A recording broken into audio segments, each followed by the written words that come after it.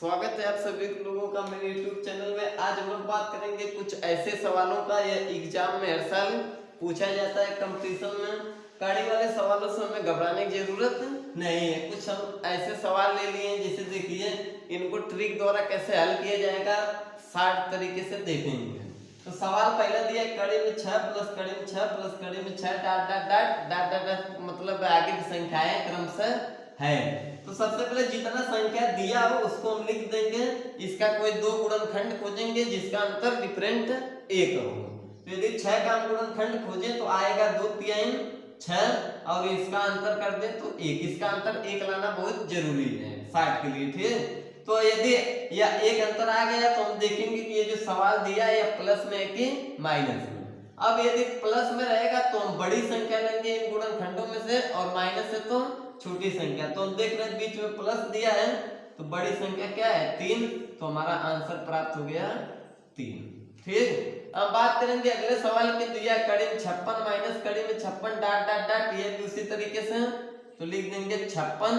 इसका दो गुणनखंड खोजेंगे जिसका अंतर 1 हो, तो 7 उठे 56 और इसका अंतर 1। अब पहले तो ये प्लस आ रहा था तो बड़ी संख्या ले रहे थे, लेकिन अब इसमें माइनस है तो हम छोटी संख्या लेंगे। तो छोटी संख्या क्या है 7, तुम्हारा आंसर प्राप्त हो गया 7, ठीक। अब आप लोग ये सोच रहे होंगे कि यदि कोई ऐसी संख्या हो जिसका गुणनखंड करने पर अंतर न 1 ना आए, तब हम कैसे उसको हल करेंगे, ठीक। तो एक सवाल ले लिए, कड़ी में 3 प्लस कड़ी में 3 प्लस कड़ी में 3 डाट डाट डाट। अब 3 का कोई ऐसा गुणनखंड तो बनेगा नहीं जिसका अंतर 1 आए।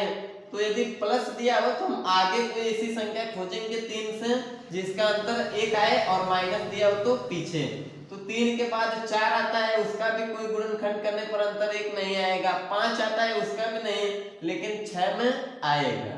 तो लिख देंगे 6, तो 6 का आएगा 2 गुणे 3, इसका डिफरेंट 1 आएगा, ठीक। तो हम इसका आंसर इस तरीके से लिखेंगे कि 2 और 3 के बीच, 2 और 3 के बीच। इसका आंसर कुछ ऐसे लिखेंगे, ठीक। अब इसी तरीके से देखिए माइनस वाला भी सवाल है।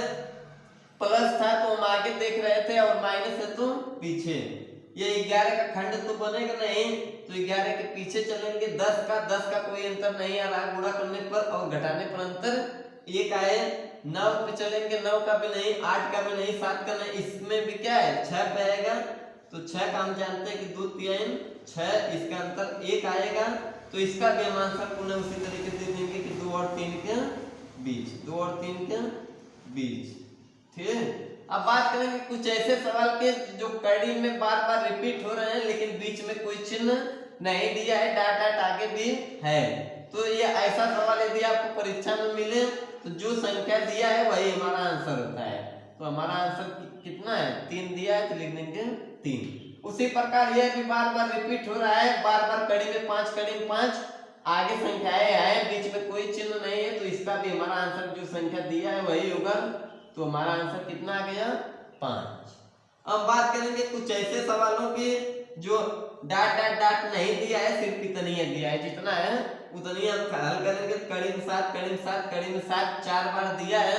तो सबसे पहले हमें यह पता होना चाहिए कि कड़ी का मान कितना होता है 1/2, और यदि कड़ी लगा है उसमें कुछ नहीं लिखा है तो उसका मान कितना होता है 2। तो हमें 60 तरीके से लगाने के लिए सबसे पहले जितना दिया है हम 7 को क्या करेंगे उतार लेंगे, और ये जो जितने रिपीट हो रहे हैं जितने बार 2 की घात हम उतने बार लिख कर जोड़ देंगे। तो देखिए 4 बार है तो ये कितना है कड़ी 2। तो सबसे पहले 4 पर हम शुरू करेंगे, और जो बड़ी संख्या है उसको हम नीचे लिखेंगे। तो 2 की घात, देखिए 2 की घात 0 प्लस 2 की घात 1 प्लस 2 की घात 2 प्लस 2 की घात 3। हम बताए कि 4 बार, और जो बड़ी संख्या है उसे कहाँ लिखेंगे नीचे। तो 2 की घात 4, 2 की घात 4, ठीक।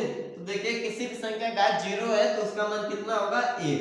तो यह हो गया 1 प्लस, देखिए 2 की घात 1 का मान कितना होगा 2 प्लस 2 घात 2 दिया, 2 दूनी 4, 2 घात 3 दिया, उसका मान कितना होगा 8। यदि हम इनको जोड़ेंगे तो कितना आएगा 15, ठीक। तो या ऊपर तो आ गया 15, अब बटे ये 2 की घात 4 का मान कितना होगा 2 घात 4 का मान होगा 16। 2 4 पर गुणा करेंगे तो इसका आंसर आ गया, ये जो दिया है उसके ऊपर लिख देंगे जो संख्या हो 15/16।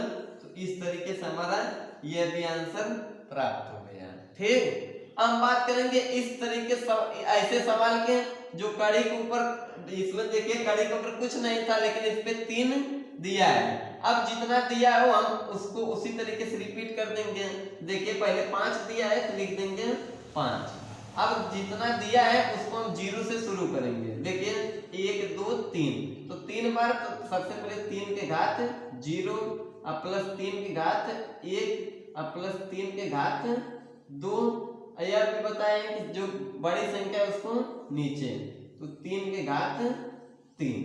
अब 3 के घात 0 दिया है उसका मान कितना होगा 1 अब प्लस 3 के घात 1 का मान देखिए 3 होगा अब प्लस 3 के घात 2 का मान 9।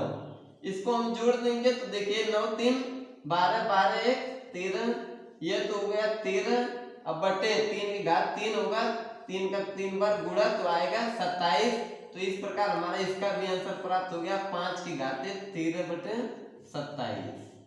इस प्रकार हमारा आंसर यह भी मिल गया। अब हम आखिरी सवाल की बात करेंगे। तो आखिरी सवाल दिया है कड़ी में 4 कड़ी में बराबर, देखिए डॉट डॉट डॉट अब बराबर 32 की घात n, तो n का मान ज्ञात कीजिए। सबसे पहले इसको लगाने के लिए देखिए कड़ी के ऊपर कितना दिया है 4, जो संख्या दिया है उसको हम क्या लिखेंगे 4। यदि सिर्फ कड़ी लगी रहती तो हम उसके ऊपर क्या लिखते हैं 2, लेकिन 3 दिया है तो उसमें हम क्या लिखेंगे 1/3। लेकिन हमें इसमें क्या करना है कि ये जो 3 दिया है इसमें से हमें 1 घटा के लिख देना है। ठीक, तो हमें 3 में से 1 क्या करना है घटा के लिख देना है। तो 3 में से 1 घटाएंगे 2, तो हमें नीचे कितना लिखना है 2, यहाँ हमें लिख देना है 2 अब बराबर ये 32 की घात n, ये 60 ट्रिक है। तो हम जानते हैं कि कड़ी 1/2 मान कितना होता है कड़ी में 4 अब बराबर 32।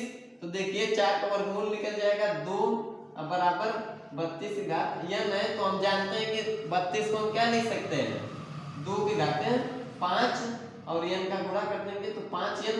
देखिए आधार समान है तो घातों को हम क्या करेंगे लिख लेंगे, तो 1 बराबर हो जाएगा 5n और n की बात करें तो n बराबर 1/5।